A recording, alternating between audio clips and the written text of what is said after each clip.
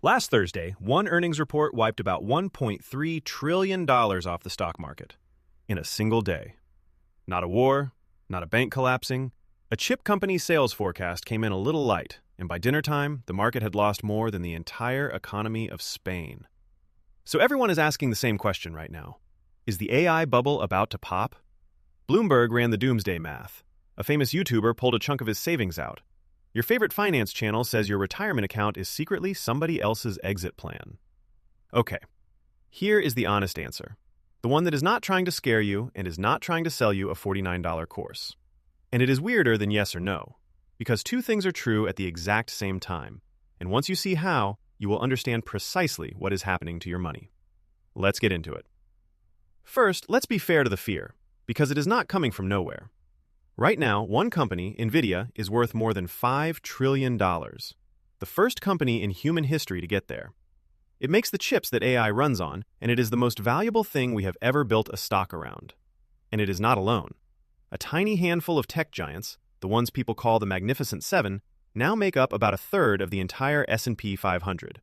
That is the index sitting inside most people's pension. 1/3 of it. 7 companies.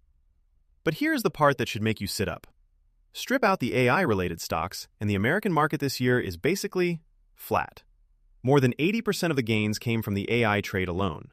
So when people say the market is at record highs, what they really mean is AI is at record highs, and it is dragging everything else up the hill behind it. Which is great, until it is not. In fact, Bloomberg sat down and did the math on what happens if this pops. Their answer? The whole market could drop around 20%.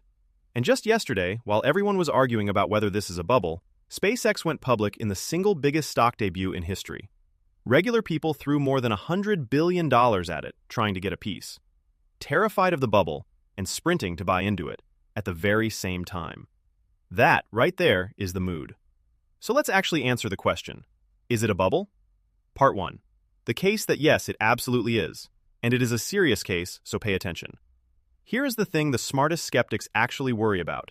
It is not that AI is fake. It is the gap. This year, the biggest tech companies will spend around $700 billion building AI. Data centers, chips, power plants. $700 billion with a B in 12 months. Now, how much money is AI actually bringing back in? Real revenue from real paying customers? Somewhere around $100 billion, on a good day. So they are spending 7 to make 1. A well-known investor at Sequoia even gave this a name. He calls it the $600 billion question, meaning AI has to start earning hundreds of billions more every single year just to justify the money already spent. And so far, that money has not shown up. It gets stranger. Nvidia is investing $100 billion into OpenAI so that OpenAI can turn around and spend it buying Nvidia's chips. The cash goes in a circle. The bulls say that is just how big infrastructure deals work. The skeptics see a flashing red warning light. And there is more. A study out of MIT found that 95% of company AI projects have produced no measurable profit yet. The biggest name of all, OpenAI, the maker of ChatGPT, is losing billions of dollars a year and does not expect to actually turn a profit until around 2029. The serious grown-ups have noticed too. The Bank of England warned of a sharp market correction. The International Monetary Fund raised a flag. Legendary investors like Ray Dalio say it shows every sign of a bubble that eventually bursts. So, case closed? It is a bubble. Grab the kids, run for the hills. Not so fast. Because here is what the doom crowd very quietly leaves out. Part 2. The case that this is not the dot-com bubble. Cast your mind back to the year 2000. Companies with no customers, no revenue, and the word .com in their name were worth billions. They were selling a dream on borrowed money. This time is different in one enormous way. The companies at the center of this are absurdly, almost embarrassingly profitable. Nvidia did not just sell a dream last year. It made about $120 billion in actual profit. One company in 1 year. It is the shovel seller in the gold rush, and it is rich beyond imagination. And the giants building all those data centers, Google, Microsoft, Amazon, they are not borrowing hype money like it is 1999. Google alone made over $60 billion in profit in a single 3-month stretch. They are paying for this entire build-out out of their own pocket, with cash left over. The demand is real as well. 900 million people use ChatGPT every single week. The best chips are so wanted they are sold out months in advance. This is not a ghost town pretending to be a city. And here is a detail the panic always skips right past. The cost of actually running these AI models has been falling off a cliff, something like 10 times cheaper in about a year and a half. So every month, the same $1 buys you more AI than it did the month before. Under the hood, the economics are getting better, not worse. Even the chairman of the Federal Reserve, Jerome Powell, the most cautious man in all of finance, drew the line himself. He said, and I am barely paraphrasing, these companies actually have earnings, and business models, and profits. It is a different thing. So now we have a real problem. One side has a strong case. The other side has a strong case. They cannot both be right, can they? And this is the part almost everyone gets wrong, the part that is the actual honest answer. A bubble in the stock and a revolution in the technology are not opposites. They are almost always the very same event. Sit with that for a second. The investor Howard Marks, who called the dot-com crash nearly to the month, put it perfectly this year. He said AI could be one of the biggest technological developments of all time, and that investors are clearly getting carried away, both at the same time. One famous research firm literally titled their report, and I am quoting, "Extreme Bubble, New Golden Era, or Both." Or both. And this is not even a new pattern. Go back to the 1800s. Britain went absolutely mad for railroads. Investors built thousands of miles of track, far more than anyone could possibly use, and then the railroad stocks crashed and wiped a lot of people out. But the tracks? The tracks stayed. They powered the economy for the next 100 years. Same story with the internet cables late in the 90s. Wildly overbuilt, then a brutal crash, and then they quietly became the backbone of everything you do online today. Because we have seen this exact movie before. In the late 1990s, the internet was real. Obviously, world-changingly real. And the dot-com stock market still collapsed nearly 80% and took 15 years just to climb back to where it started. Amazon, the company, was a brilliant idea. Amazon, the stock, fell about 94% in that crash. 94. If you panicked and sold at the bottom, you lost almost everything. If you gritted your teeth and held on, you got rich. Same company, same years.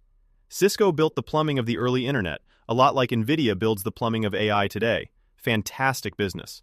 But it got so wildly overpriced in 2000 that the stock did not get back to that high until last December, 25 years later. And the companies that did not survive at all? Pets.com, online grocery delivery. They were not even bad ideas. We literally do all of those things now, every day. Their timing was just catastrophic. So here is the lesson, and honestly, it is the whole video. The technology almost always survives the crash. Most of the investors do not. A bubble does not mean the thing is fake. It means the price sprinted way out ahead of the truth, and one day, the truth catches up. So, what does all of this mean for you specifically? Here is the uncomfortable bit. You are very likely already in this trade, whether you ever chose to be or not. Remember, the Magnificent Seven are about a third of the S&P 500. So if you own a basic index fund, or one of those automatic retirement accounts, then roughly 40 cents of every dollar is already riding on a tiny cluster of AI giants. That is the kernel of truth buried in those scary, your 401k is their exit strategy videos. They wildly overcook the drama, but the concentration part is real. You are more exposed to AI than you ever actually decided to be. So what do you do with that? This is not financial advice, by the way. I am a cartoon robot. But here is what history genuinely teaches. Number 1. Nobody can time it. The famous skeptic Michael Burry, the big short guy, is betting hard against AI right this minute. He might end up completely right. He has also been early for years, quietly losing money the whole time, because markets can stay irrational far, far longer than you can stay patient. Number 2. The boring stuff is the honest stuff. Do not panic sell because of one scary headline. Do not bet your rent on a single hot AI stock. And just know how concentrated you already are. That is it. That is the secret the panic videos bury underneath all the drama.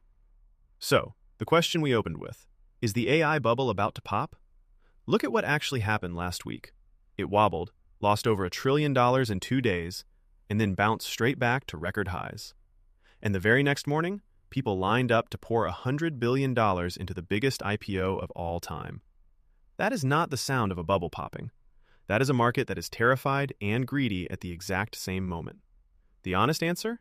There is almost certainly a painful correction coming at some point, because prices stretched this thin always, eventually snap back. And nobody, I mean nobody, knows when. But here is the calming part that almost no one says out loud. A stock market falling is not the same thing as your life falling apart. Even the gloomy forecasts, the ones from places like the International Monetary Fund, describe a market correction and a small dent in growth. Not the end of the world. The headlines will scream. Your actual day-to-day, most likely, will not. Because through all of it, the actual technology, the robots, will keep getting better and keep working, right through the crash. Exactly like the internet did. A bubble in the price, a revolution in the tech. Both can be true, and they usually are. And that is really the whole trick to this stuff. The truth is almost never as terrifying as the panic, or as shiny as the hype. It is just sitting quietly in the middle, waiting for someone to explain it without shouting. So if you want more AI explained exactly like this, no hype, no doom, just the honest version, go ahead and hit subscribe. I will keep making them, and I will see you in the next one.